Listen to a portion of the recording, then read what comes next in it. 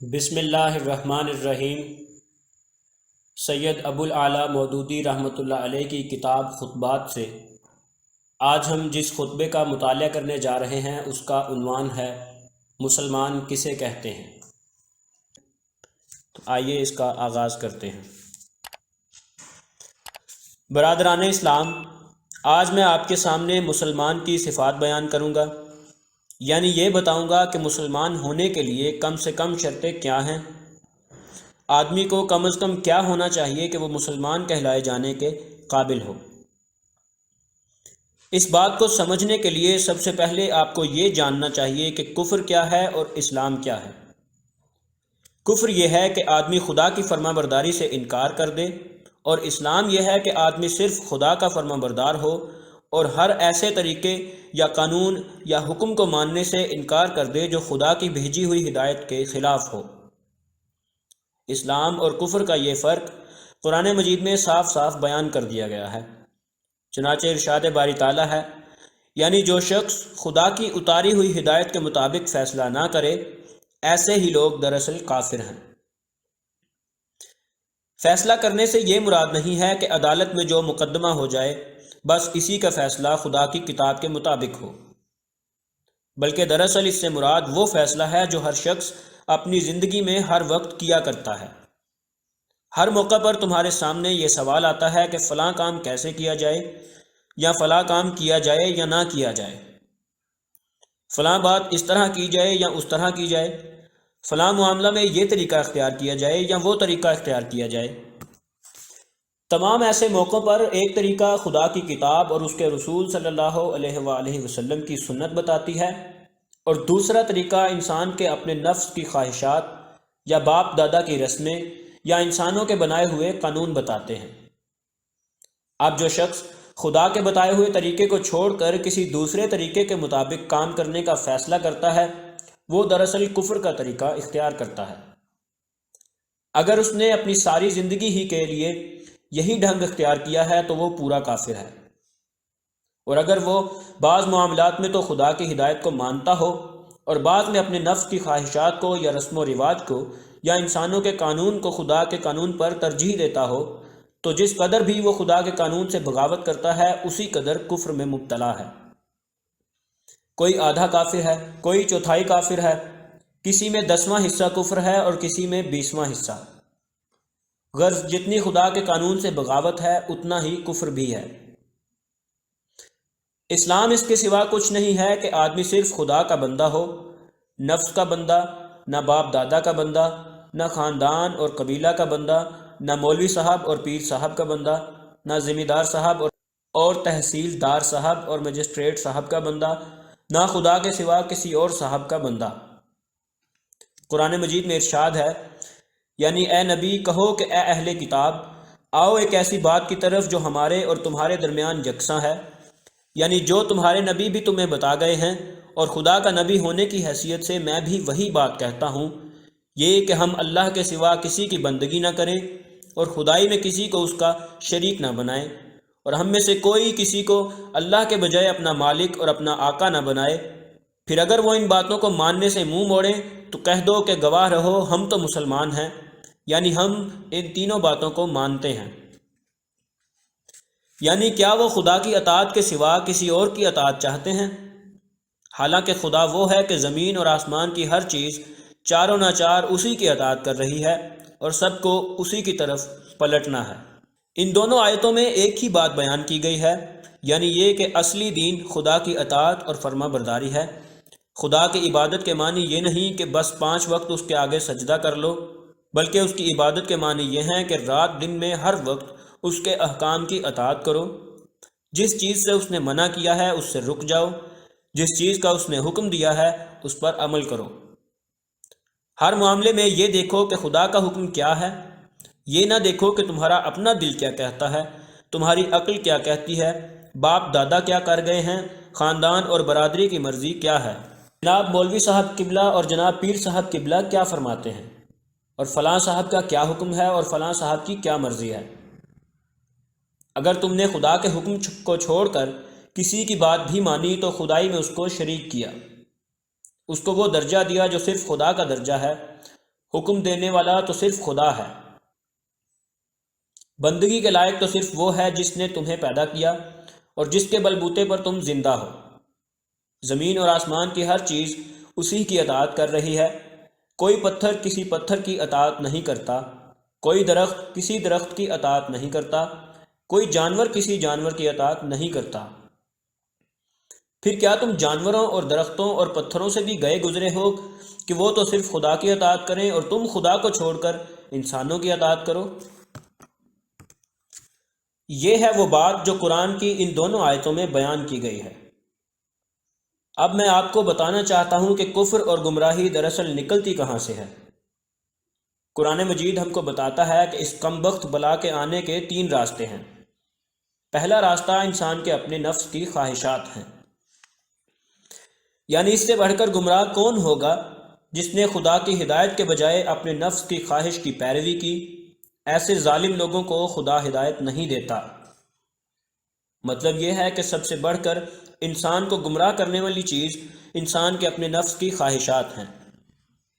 جو شخص خواہشات کا بندہ بن گیا اس کے لیے خدا کا بندہ بننا ممکن ہی نہیں۔ وہ تو ہر وقت یہ دیکھے گا کہ مجھے روپیہ کس کام میں ملتا ہے، میری عزت اور شہرت کس کام میں ہوتی ہے، مجھے لذت اور لطف کس کام میں آتا ہے، مجھے آرام اور آسائش کس کام میں ملتی ہے۔ بس یہ چیزیں جس کام میں ہوں گی اسی کو وہ اختیار کرے گا، چاہے خدا اس سے منع کرے، اور یہ چیزیں جس کام میں نہ ہوں اس کو وہ ہرگز نہ کرے گا، چاہے خدا اس کا حکم دے۔ تو ایسے شخص کا خدا اللہ تبارک و تعالیٰ نہ ہوا، اس کا اپنا نفس ہی اس کا خدا ہو گیا۔ اس کو ہدایت کیسے مل سکتی ہے؟ اسی بات کو دوسری جگہ قرآن میں یوں بیان کیا گیا ہے، یعنی اے نبی تم نے اس شخص کے حال پر غور بھی کیا جس نے اپنے نفس کی خواہش کو اپنا خدا بنا لیا ہے؟ کیا تم ایسے شخص کی نگرانی کر سکتے ہو؟ کیا تم سمجھتے ہو کہ ان میں سے بہت سے لوگ سنتے اور سمجھتے ہیں؟ ہرگز نہیں، یہ تو جانوروں کی طرح ہیں بلکہ ان سے بھی گئے گزرے ہیں۔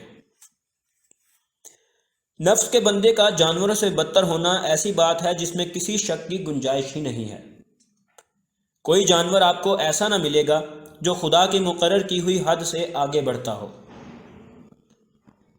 ہر جانور وہی چیز کھاتا ہے جو خدا نے اس کے لیے مقرر کی ہے، اسی قدر کھاتا ہے جس قدر اس کے لیے مقرر کی ہے، اور جتنے کام جس جانور کے لیے مقرر کیے ہیں بس اتنے ہی کرتا ہے۔ مگر یہ انسان ایسا جانور ہے کہ جب یہ اپنی خواہش کا بندہ بنتا ہے تو وہ حرکتیں کر گزرتا ہے جن سے شیطان بھی پناہ مانگے۔ یہ تو گمراہی کے آنے کا پہلا راستہ ہے۔ دوسرا راستہ یہ ہے کہ باپ دادا سے جو رسم و رواج، جو عقیدے اور خیالات، جو رنگ ڈھنگ چلے آ رہے ہوں، آدمی ان کا غلام بن جائے اور خدا کے حکم سے بڑھ کر ان کو سمجھنے لگے، اور اگر ان کے خلاف خدا کا حکم اس کے سامنے پیش کیا جائے تو کہے کہ میں تو وہی کروں گا جو میرے باپ دادا کرتے تھے اور جو میرے خاندان اور قبیلے کا رواج ہے۔ جو شخص اس مرض میں مبتلا ہے وہ خدا کا بندہ کب ہوا؟ اس کے خدا تو اس کے باپ دادا اور اس کے خاندان اور قبیلے کے لوگ ہیں۔ اس کو یہ جھوٹا دعویٰ کرنے کا کیا حق ہے کہ میں مسلمان ہوں؟ قرآن کریم میں اس پر بھی بڑی سختی کے ساتھ تنبیہ کی گئی ہے، اور جب کبھی ان سے کہا گیا کہ جو حکم خدا نے بھیجا ہے اس کی پیروی کرو تو انہوں نے یہی کہا کہ ہم تو اس بات کی پیروی کریں گے جس پر ہم نے اپنے باپ دادا کو پایا ہے۔ اگر ان کے باپ دادا کسی بات کو نہ سمجھتے ہوں اور راہ راست پر نہ ہوں تو کیا پھر بھی انہی کی پیروی کیسے کیے چلے جائیں گے؟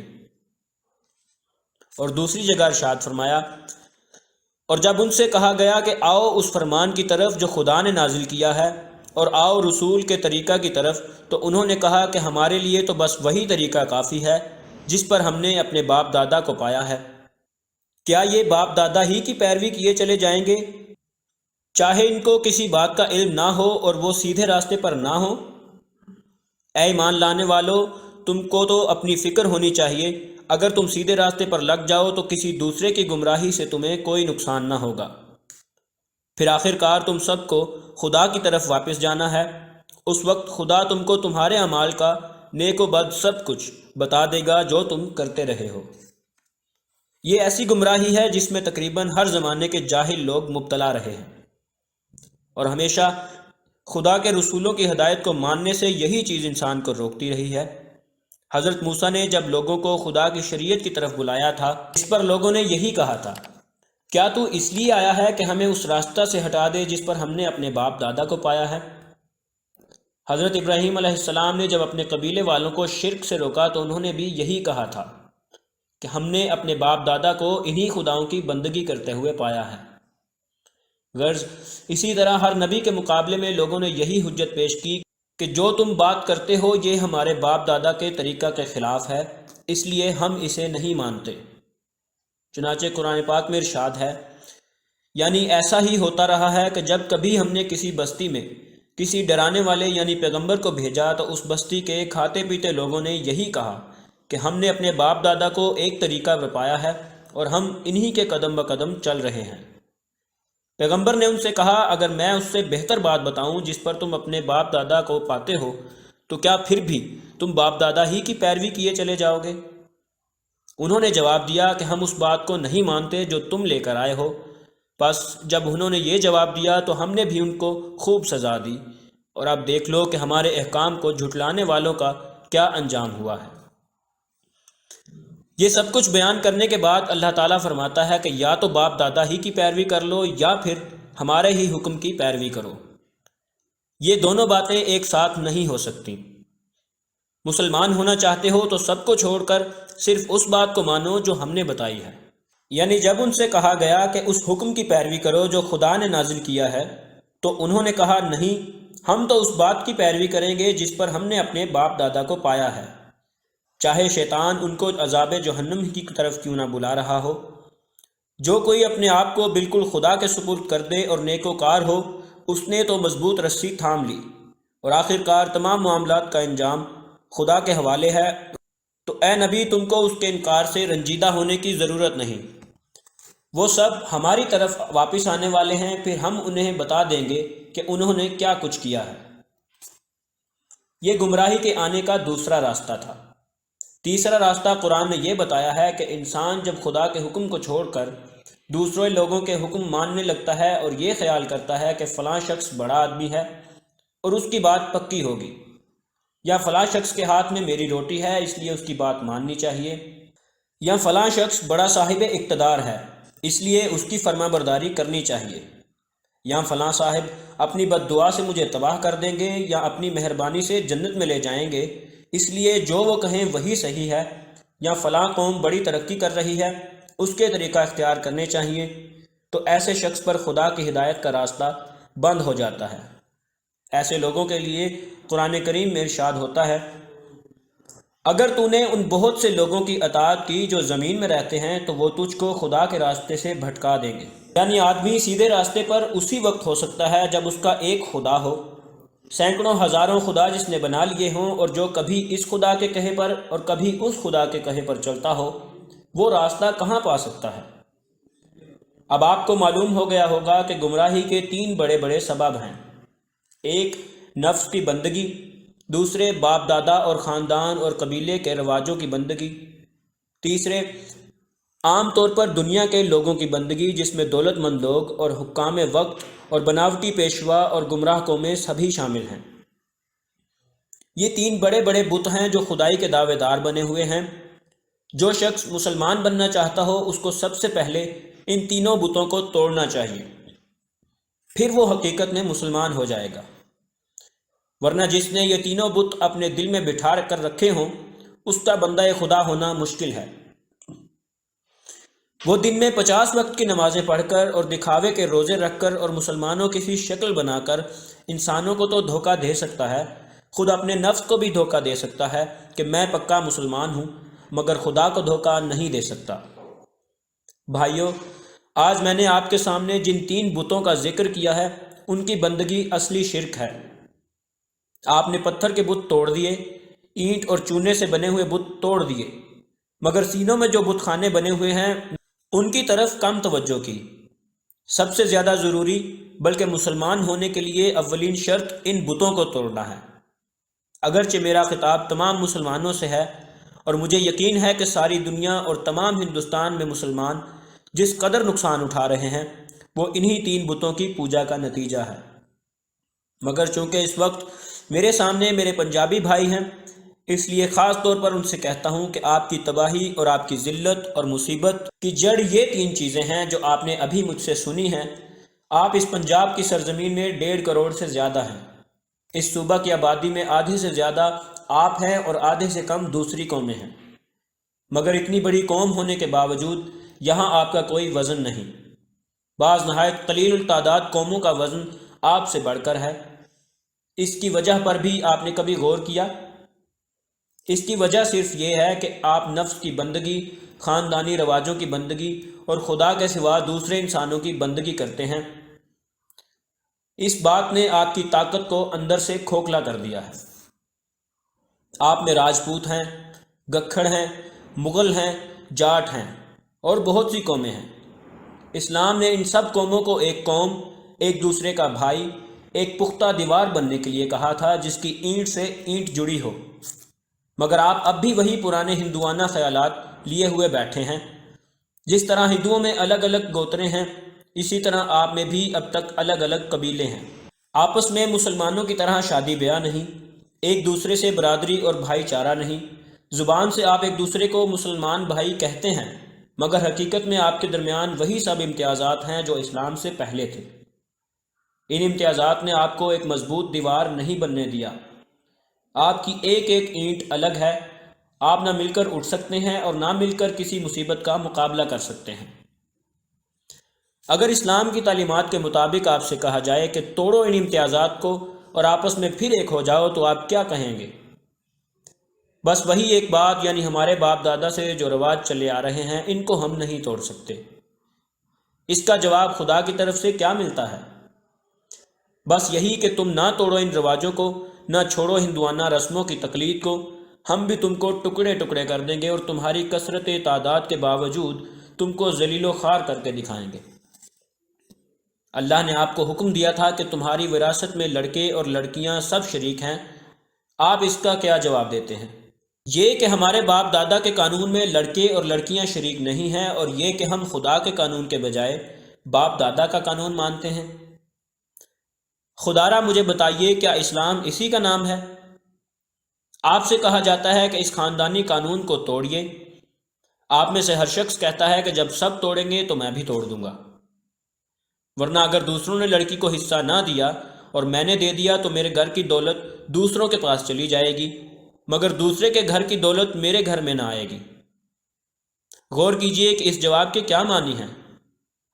کیا خدا کے قانون کی اطاعت اسی شرط سے کی جائے گی کہ دوسرے اطاعت کریں گے تو ہی میں کروں گا؟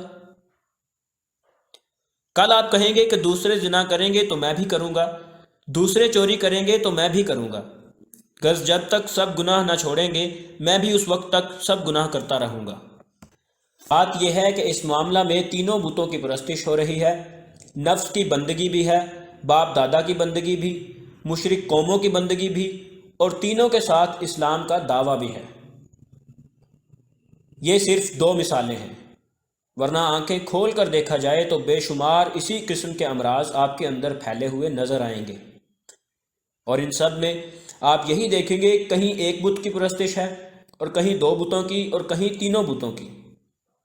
جب یہ بت پوجے جا رہے ہوں اور ان کے ساتھ اسلام کا دعویٰ بھی ہو، تو آپ کیسے امید کر سکتے ہیں کہ آپ پر ان رحمتوں کی بارش ہوگی جن کا وعدہ سچے مسلمانوں سے کیا گیا ہے؟ دینی کتب کی مزید آڈیوز اور مفید معلومات کے لیے ہمارے چینل مینٹورز اکیڈیمیا کو ابھی سبسکرائب کر لیں۔